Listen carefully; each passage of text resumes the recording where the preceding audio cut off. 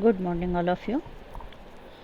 Third year के students का आज इस क्लास में, जिसमें हम पेपर फर्स्ट के अंतर्गत फ्रेडरिक्स को पढ़ेंगे।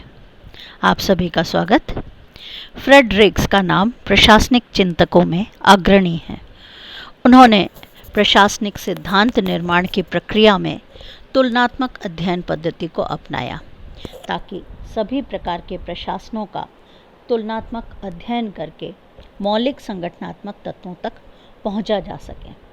दूसरे शब्दों में हम कहें तो रिक्स सार्वभौमिक प्रशासनिक सिद्धांत के लिए भिन्न भिन्न प्रशासनिक परिस्थितियों में अंतर्निहित कारणों का विश्लेषण करना चाहते थे।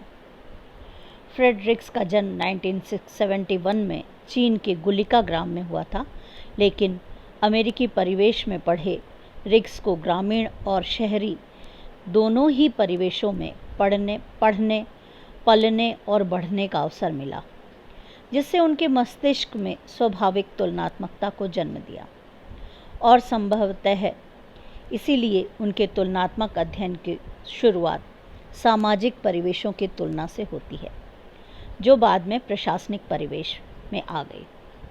लोक प्रशासन का जो विकास था उसमें रिक्स का योगदान बहुत महत्वपूर्ण है।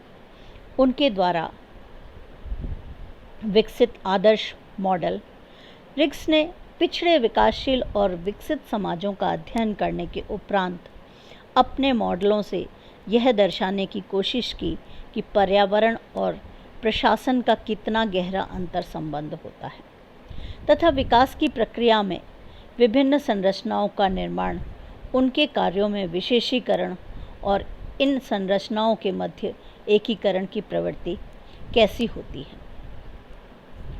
रिक्स के योगदान को हम कई रूपों में देख सकते हैं। रिक्स ने 1961 में the ecology of public administration लिखी, एडमिनिस्ट्रेशन इन डेवलपिंग कंट्रीज 1964 में लिखी, फ्रंटियर्स इन डेवलपमेंट एडमिनिस्ट्रेशन 1970 में किताब लिखी। उनको रिक्स को, जैसा कि हम उनके कंट्रीब्यूशन को देखें तो he is considered as the father of comparative public administration. तुलनात्मक लोक प्रशासन के पिता के रूप में उन्हें देखा जाता है। Chairman of CAG from 1960 to 1970, 1960 से 70 तक वो CAG कंपैरेटिव एडमिनिस्ट्रेशन ग्रुप, ये जो है 1960 में जो डेवलप हुआ था, और ये एक कमेटी है जिसकी स्थापना 1939 में हुई थी। उसमें वो चेयरमैन रहे थे 1960 और 1970 में। फेरल हेडी ने कहा कि दैट रिक्स book administration in developing countries the theory of prismatic society was probably the most noted single contribution is CPA। उन्होंने कहा कि तुलनात्मक लोक प्रशासन कंपैरेटिव पब्लिक एडमिनिस्ट्रेशन में इस किताब का एक बहुत ही महत्वपूर्ण योगदान है। यह किताब एक अकेली किताब है जो कि तुलनात्मकता पर विशेष प्रभाव डालती है। फ्रेडरिक्स ने तुलनात्मक अध्ययन की 3 दिशाएं बताई थीं। प्रशासन के तुलनात्मक अध्ययन को 3 परिवेश में उन्होंने देखा। Normative to empirical. नॉर्मेटिव, रिक्स के अनुसार आदर्श के स्थान पर अनुभव मूलक व्यवहारिक अध्ययन पद्धति। रिक्स के अनुसार पहले के अध्ययन क्या होना चाहिए पर केंद्रित आदर्शात्मक अध्ययन रहे हैं, जो वास्तविक स्थिति की उपेक्षा करते हैं। रिक्स ने इसके स्थान पर अनुभववादी पद्धति का विकास किया, जिसके अंतर्गत वास्तविक तथ्यों का गहन विश्लेषण कर व्यवहारिक निष्कर्ष निकाला जाता है। वस्तुतः पारंपरिक लोक प्रशासन में आदर्शात्मक कार्यों को निर्धारित कर उनको प्राप्त करने पर जोर दिया जाता था, बिना वास्तविकता को जाने। व्यवहारवादियों का जब प्रभाव लोक प्रशासन में हुआ तो आदर्शात्मक और आदेशात्मक दोनों ही अध्ययनों को अस्वीकृत किया गया और उनके स्थान पर यथार्थपरक, अनुभवमूलक संबंधी अध्ययनों को अपनाया गया। अब मूल्यात्मक अध्ययन के स्थान पर विश्लेषण परक व्यावहारिक अध्ययन लोक प्रशासन, तुलनात्मक लोक प्रशासन का मुख्य बिंदु बन गए। दूसरी बात उन्होंने कही थी, इडियोग्राफिक टू नोमोथेटिक। इडियोग्राफिक विशिष्ट भाव सूचक और नोमोथेटिक सामान्य तथ्यपरक अध्ययन पद्धति। रिक्स ने पारंपरिक अध्ययनों को इडियोग्राफिक की संज्ञा दी। इन अध्ययनों में प्रशासनिक विश्लेषण के लिए किसी विशेष विषय वस्तु को चुना जाता था, जैसे भर्ती की समस्या। तुलनात्मक लोक प्रशासन के लिए नोमोथेटिक अध्ययन पद्धति उपर्युक्त है। इसके अंतर्गत सामान्य तथ्यपरक अध्ययन किए जाते हैं। इसमें वास्तविक व्यवहार और उनके परस्पर संबंधों का अध्ययन कर उन्हें सारणीबद्ध किया जाता है। इससे व्यवहार में होने वाले परिवर्तनों को देखा जा सकता है। यह पद्धति सामान्य रूप से सभी प्रशासनिक समस्याओं में प्रयुक्त होती है। तीसरी जो बात उन्होंने कही वो कही non ecological study to ecological study. Non ecological गैर पारिस्थितिकीय और इकोलॉजिकल पारिस्थितिकीय अध्ययन प्रवृत्ति। पारंपरिक जो तुलनात्मक अध्ययन था वो प्रशासन पर्यावरण के संदर्भ में नहीं किया जाता था, इनकी उपेक्षा की जाती थी। लेकिन अब लोक प्रशासन पारिस्थितिकीय उन्मुख दृष्टिकोण को अपनाता है। गतिशील या परिवर्तित पर्यावरण में प्रशासन के वास्तविक व्यवहार को तभी हम समझ सकते हैं जब प्रशासन का पर्यावरण पर क्या प्रभाव पड़ता है और पर्यावरण कैसे प्रशासन को उपयोग में लाता है। इनका अध्ययन के ऊपर विशेष जोर रिक्स के द्वारा दिया गया। इस प्रकार रिक्स ने तुलनात्मक अध्ययन के लिए मूल्यांकनात्मक, सिद्धांतवादी, गैर पर्यावरणीय पद्धति का विश्लेषण विधिक और पारिस्थितिकीय पद्धति से प्रस्थापित किया। उन्होंने उसको चेंज किया। तो एक तो उनका जो 3 दृष्टिकोण है उनका जो हम बात करेंगे, इकोलॉजिकल अप्रोच, पारिस्थितिकीय दृष्टिकोण। 3 दृष्टिकोण का उन्होंने उपयोग किया, ecological approach, structural functional approach और आइडियल मॉडल बिल्डिंग। पारिस्थितिकीय दृष्टिकोण, इकोलॉजिकल अप्रोच क्या है?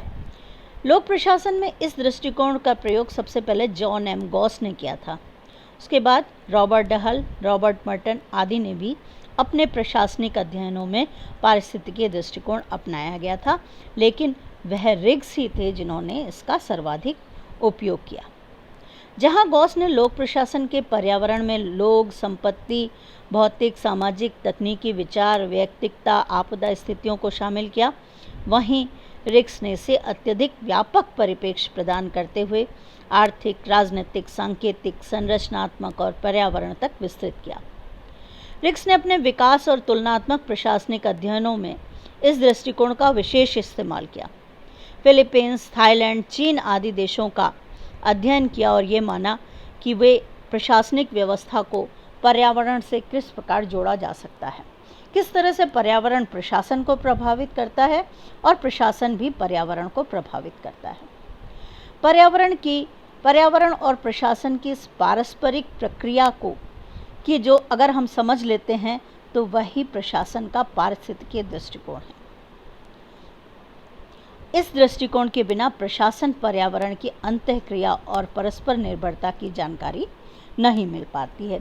तो यहाँ हम जो है रिक्स के दृष्टिकोणों को बहुत संक्षिप्त में पढ़ेंगे। रिक्स ने बहुत विस्तृत रूप में इनके बारे में वर्णित किया है, जो कि हम एमए में एज ए थिंकर के रूप में जब रिक्स को पढ़ेंगे तो उनका सारा अध्ययन करेंगे।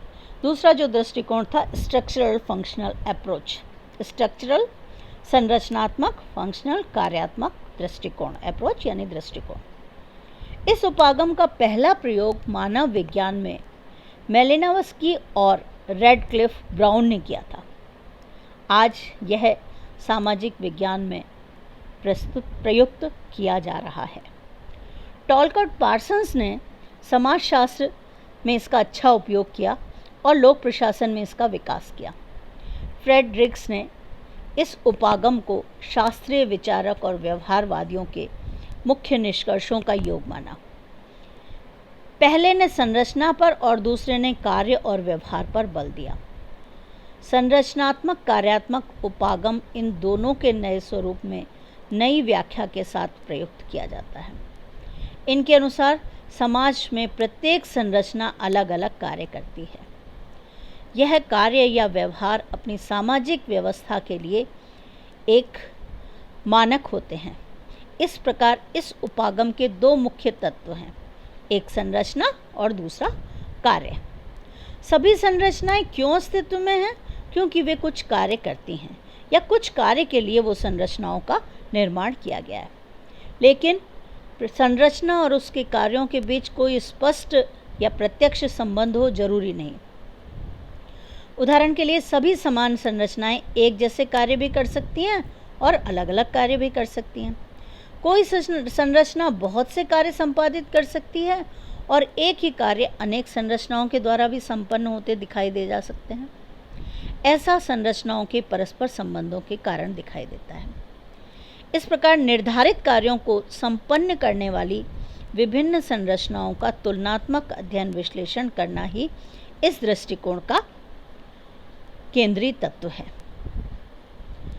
रिक्स ने जब पारिस्थितिकीय दृष्टिकोण से प्रशासनिक व्यवस्था का विश्लेषण किया तो संरचनात्मक कार्यात्मक उपागम को प्रमुख रूप से अपनाया।